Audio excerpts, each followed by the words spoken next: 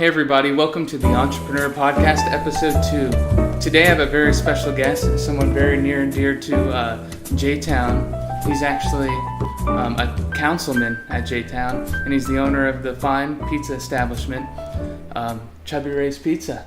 So, Ray Perkins, thank you so much for coming out. Well, thanks for having me, Zach. I appreciate it. Yeah, so I guess to first start off with a question I ask almost everybody. Why did you choose the entrepreneur path? Like, when did you get like that spark to be like, oh, I want to be my own boss. I want to create something.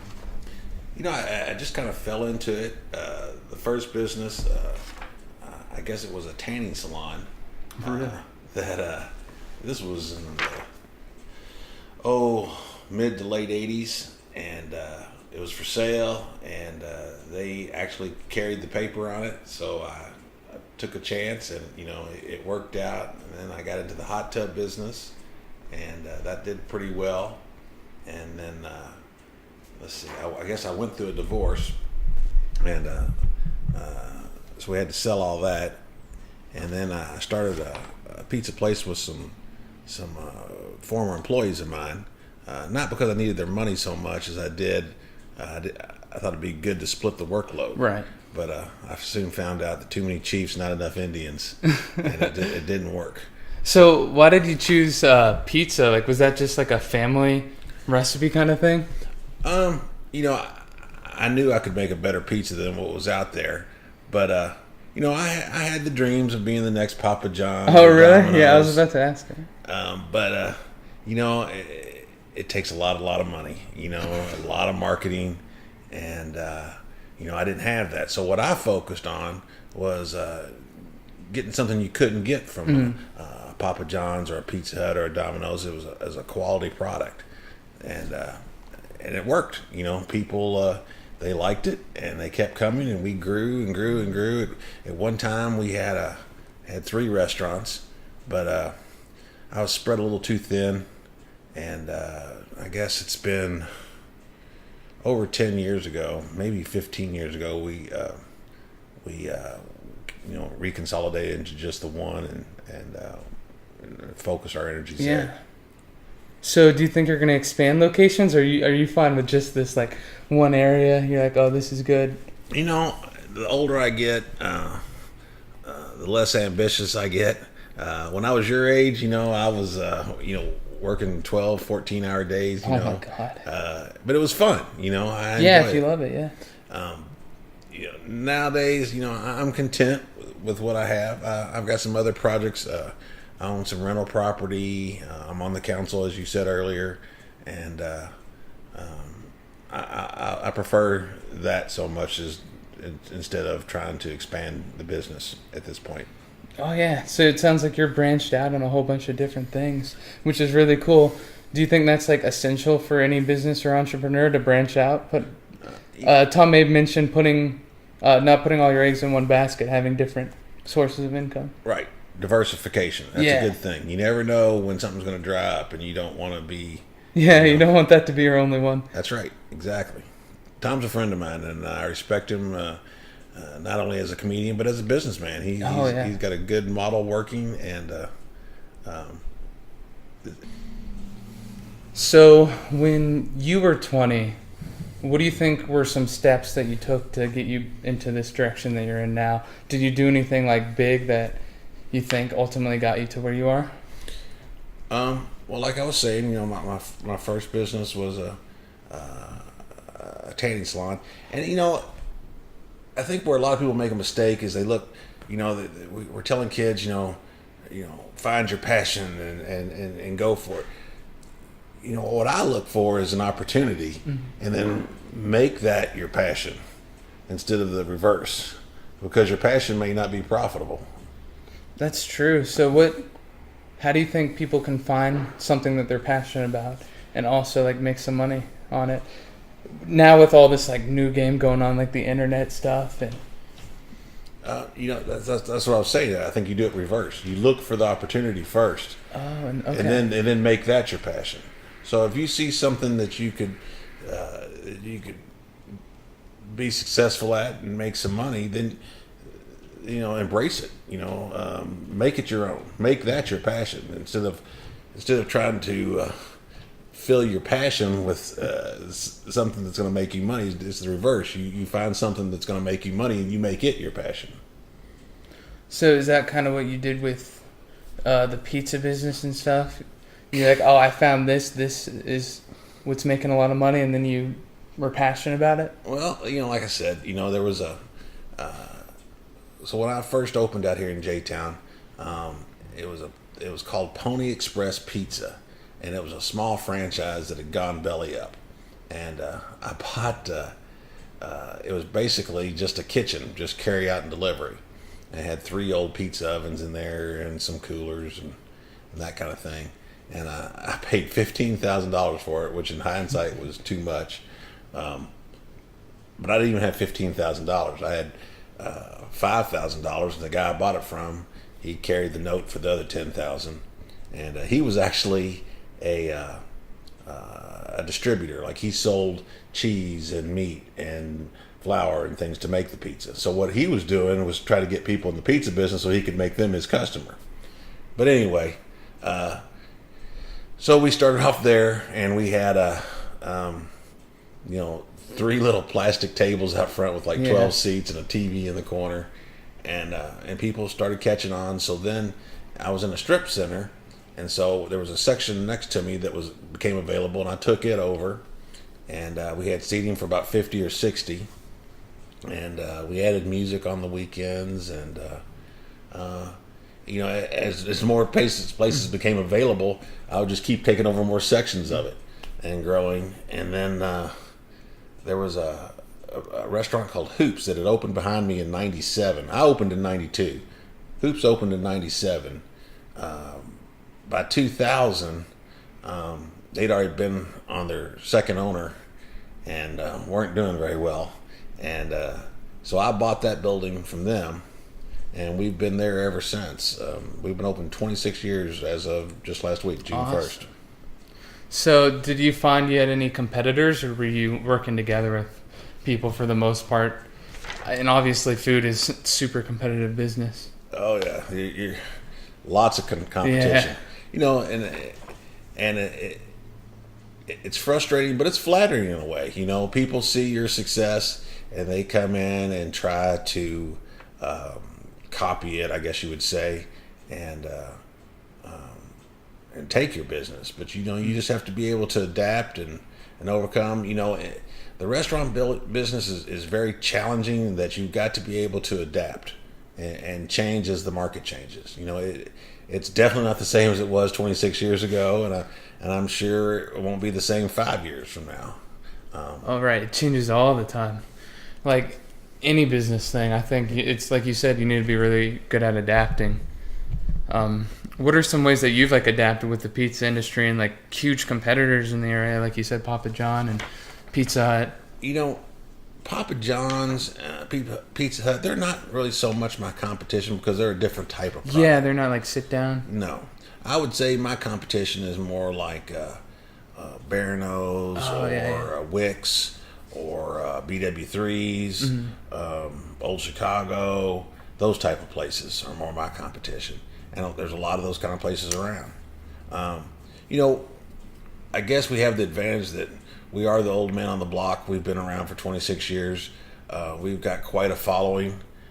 We've got people that still come in 26 years later that have been with me from the beginning. And then we've got people that they grew up on Chubby Ray's. They might have come in there with kids with their parents, and now they're bringing their kids back now. It's kind of a family business, and it's neat. It's really neat. I have a lot of people. I've had 7,000 or 8,000 employees over the years, and people come up to me and say, "Yeah, my first job was with you." I was like, "Great," and I'm smiling. I don't remember their name, but I act like I do because you don't want to be rude to anybody. Right. But it makes you feel good. So yeah, that's so awesome that the regulars that come in, since their kids come in. Yeah, it's weird to have that big of an impact. And as did you do the council thing after? Yeah, I've been on the council 10 years. Considering a run for mayor here, there's there's an election in November, which I'm not. I'm just running for council this time. But there'll be another election in 4 years, so I'm considering running for mayor then, and we'll see where that takes us. Yeah, that's awesome. I love JTown. It's my home. I believe those words. It's where you live, work, and play. Oh yeah. And that's kind of the direction I want to go. Yeah, that's awesome because you do have, like you said, the live, work, and play everything here. Everything here. That's cool that you built that whole like kingdom where you can do everything in one area. Kingdom might be a little bit strong of a word, but it's definitely my home. Yeah. I love JTown. My wife loves JTown. My son loves JTown.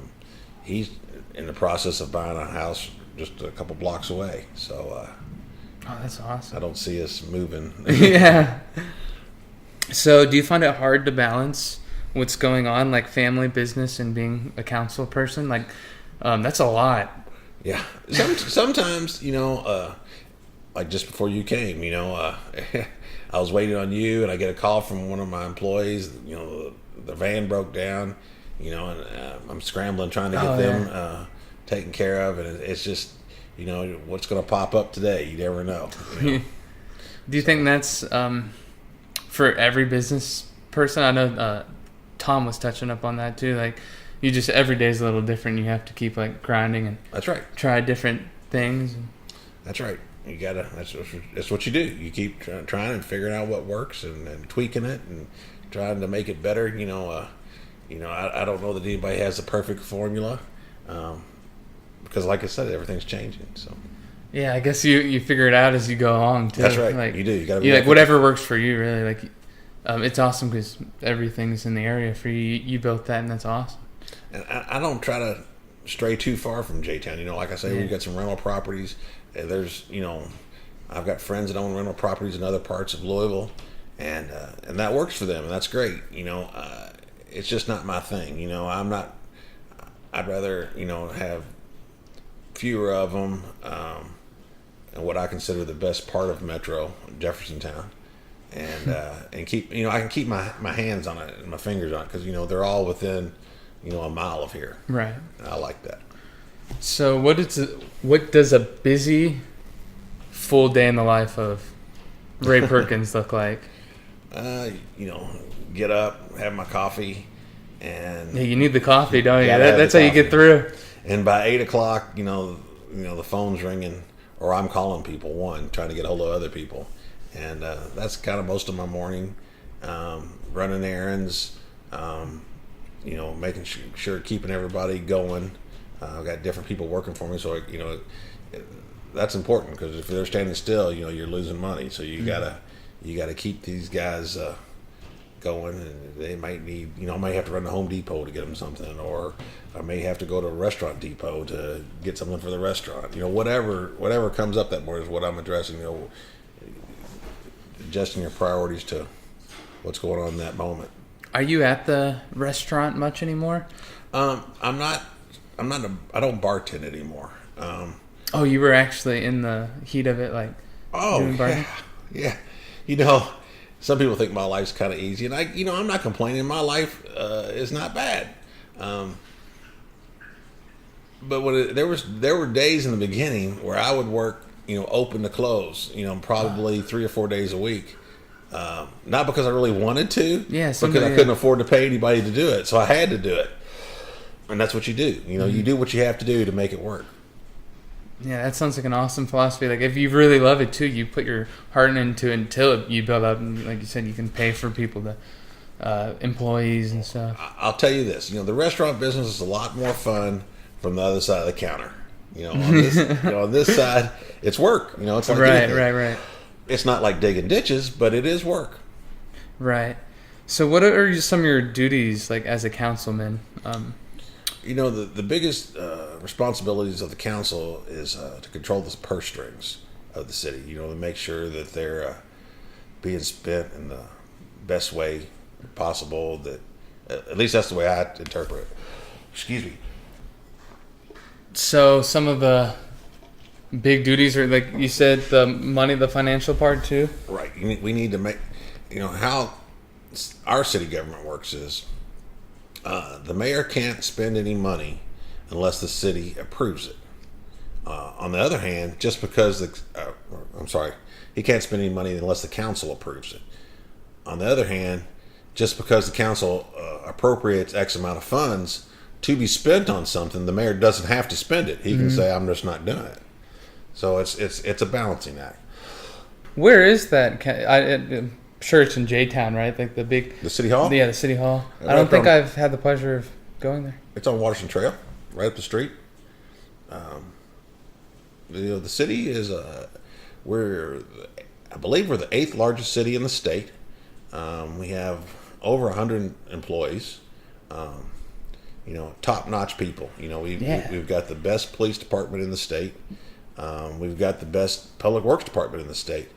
And not to take away from the other people who work here, we got a great parks program. We have our own swimming pool in Plainview Swim and Tennis Center.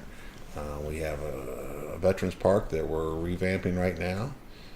We got a lot of things going on out here in JTown. That's awesome. So what do you think is the best marketing tool that you've used? Like, I know you have commercials, you have all that. What do you think's been the most that's helped bring the most customers in? Now I'm trying to get more into social media advertising and stuff, but honestly, it's a whole new planet, isn't it? It is.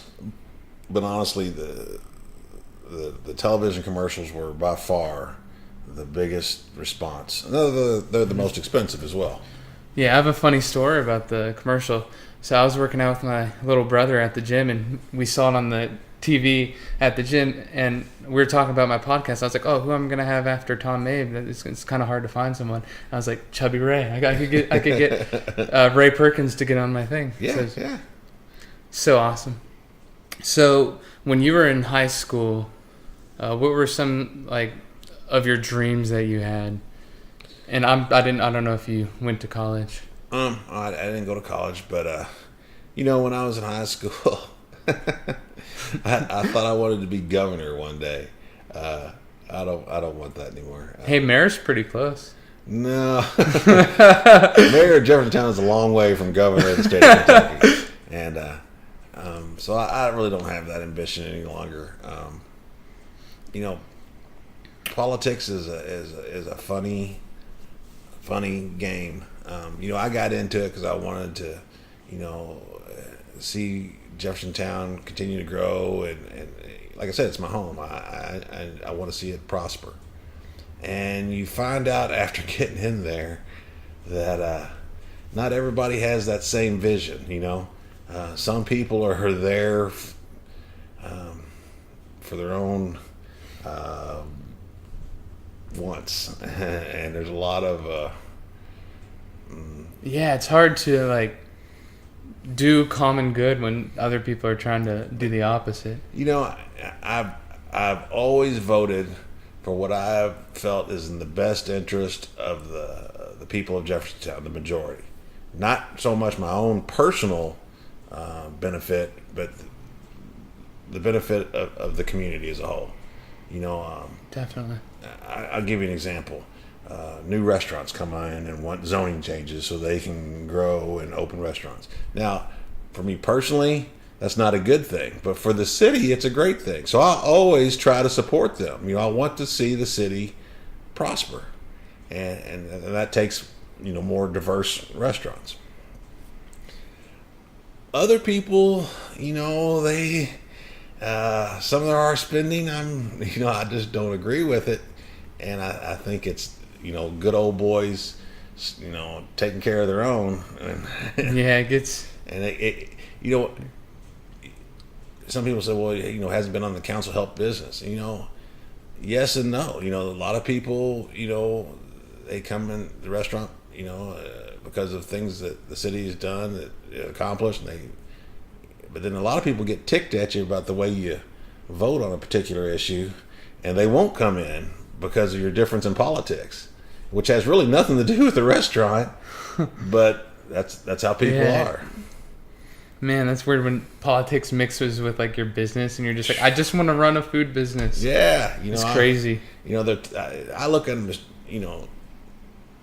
separate but together, and it just. Oh yeah, it's a hard mix. It's a hard juggle. Yeah, that does not sound like something that I would be interested in, because I wouldn't be able to like understand if someone didn't want to do business because of that. I'd be like, people are that people buy from people they like. Yeah. We can talk about quality and price and all these other things, and yes, they are definitely a part of it. But all things being equal footing, let's say you're in the pizza business, I'm in the pizza business. We both got a similar product, slight differences. And where am I going to go eat tonight? Well, I like Ray. He's always been nice to me. So they go to Chubby Ray's. Right. And that's something we have that the corporate stores really don't have. They've maybe on a smaller scale, but they really aren't as in touch with the community as I am. They don't. Their kids didn't play ball here like mine did. They're not involved in community, like the Gaslight Festival and stuff. Oh, they might throw money at it, but do they actually come and participate? No. Right. We do, and we get to know people, and that's something any entrepreneur needs to realize.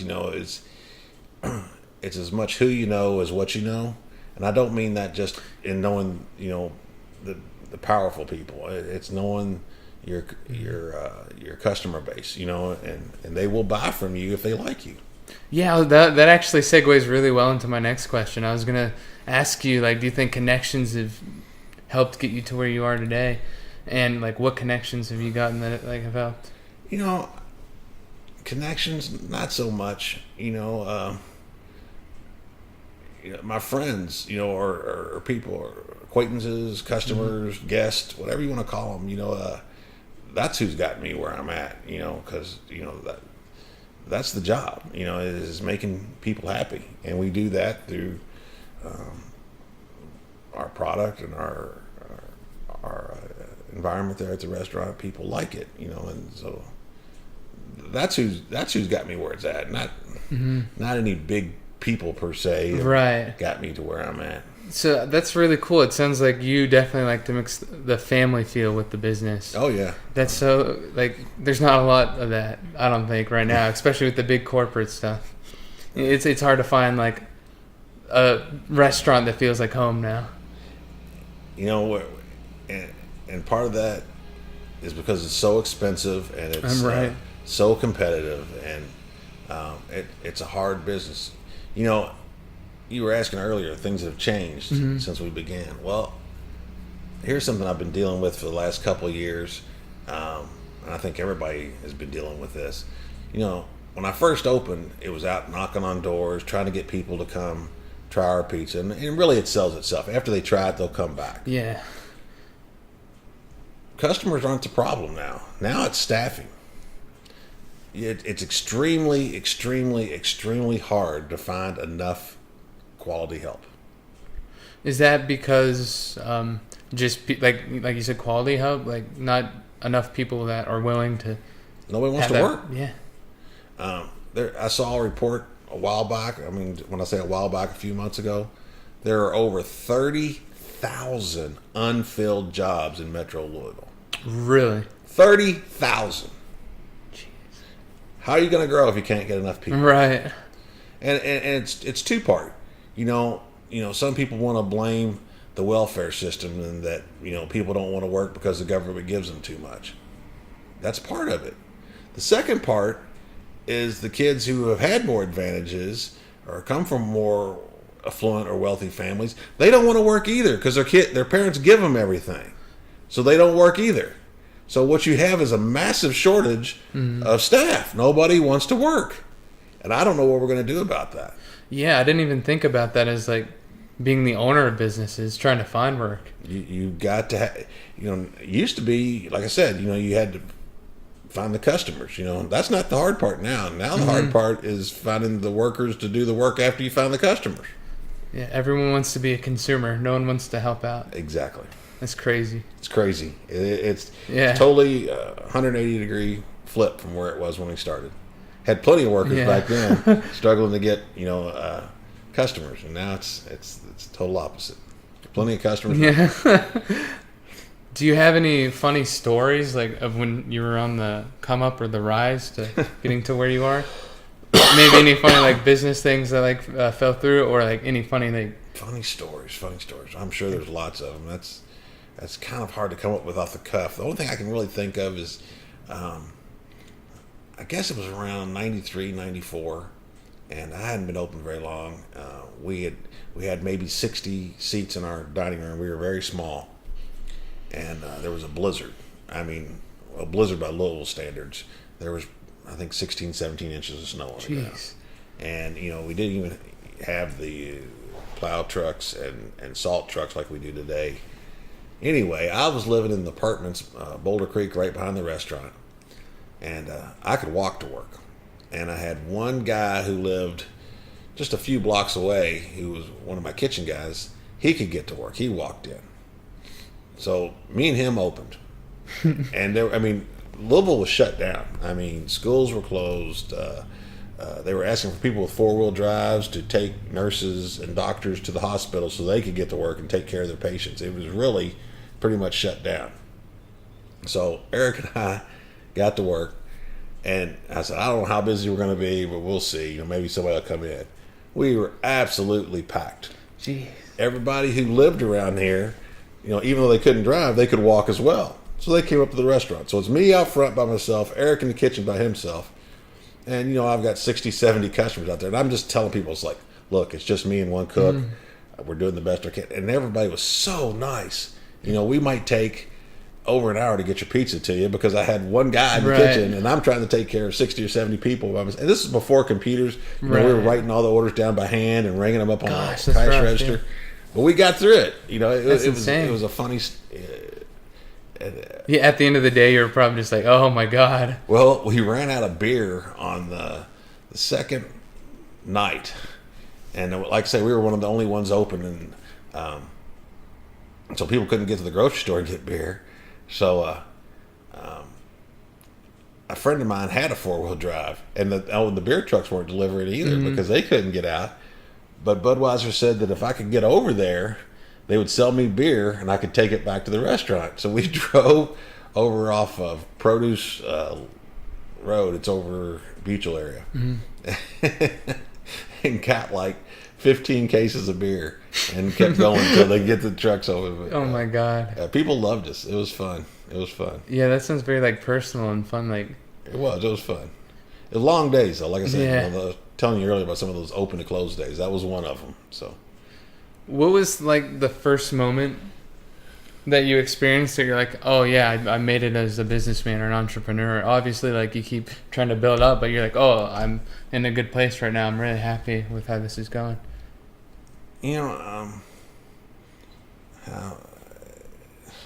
That's a different question. Yeah, it's a little. I'm pretty content where I'm at in life right now. I'm not looking to. Gather more things. I'm not that I'm that old. I'm 53, but I'm happy. And that's important to me. As far as how I knew I made it as a businessman, when I was first getting started, borrowing money from banks was rough, man. You didn't have a whole lot of credit, didn't have a whole lot of assets, and they didn't want to loan you money. But as you became more established and stable, and you have that track record, then you could go to the bank and you go to borrow money, and they're like, okay, they trust you, So that I think that you've made it as a businessman when the banks will loan you money without giving you too much grief. So, well, that's awesome. I love your philosophy with business because it sounds like your main dream was to have a business here and make it a very family, and you just like to have everyone close, and that's a really awesome thing with the business person. That's what it's become now. Like I said, when I first started, I wanted to be Papa John. Yeah. But, that didn't work, and like I said, with everything else, you have to adapt. And don't get me wrong, I'm I'm fine. I'm comfortable. I'm not Papa John, but I'm okay with that. Mm-hmm. Well, that's awesome, because some people are like, oh, I can't be happy unless I have the most. And I think that's like a very negative mindset, and it's not a winning mindset at all. Right. You're not really in competition with anybody else. It's right. Just, be the best that you can be. Give it 110% effort, whatever you're doing. And I don't care if it's making pizzas or digging ditches or going to school. You're only going to get out of something what you put into it. And, I see that a lot today, that people just don't care as much as they used to about being the best that they can be. They want to do just enough to get by. Right. I get it, but I have some fears for the next generation if they don't. Not you in particular. I'm very impressed with you. Well, thank you. That when you called me, I was flattered, and I was glad to be part of your podcast. But I don't see enough of your generation out there hustling. You got to work. You got to go for it, man. And I like that. That's awesome. And your end goal may change. That's okay, but give it everything you got. Exactly. That's going to be a quote. Okay. Well, I think I have taken enough of your time. Let's end it with one last question. This is one I asked Tom. It's kind of a funnier one. What is a crazy business idea that you have? Like a crazy, like a weird, like completely out there. Oh, wow. I've had lots of them over the years. So, as you can see, I've recently bought this property here on Taylorville Road. And at the bottom of the hill, there's a quarter-acre lot. 25,000 cars pass by there a day. And I've been trying to lease it out. At one time, there was a guy down there selling the swing sets and sheds for your backyard and stuff. They were gone before I bought it. But anyway, that's what it used to be. And there's a thing over in Indiana called Concrete Lady. I don't know if you ever heard of it. I have not. Where they make, concrete bird baths and sculptures and this and that and the other. And there's nobody over here in Louisville doing that. But it's not like you can just go out and buy these figures and then resell them, because there's nobody selling them on a wholesale level. So you've got to make them. So I've kind of been kicking around the idea of getting into the concrete business. Oh, really? And selling these sculptures down there. We'll see. I'm not set in stone on that right now. But anyway. Well, thank you so much for your time, everything. Thank you, Zach. It's been really awesome. Nice to meet you, and I wish you the best of luck and much success in your future. Thank you so much.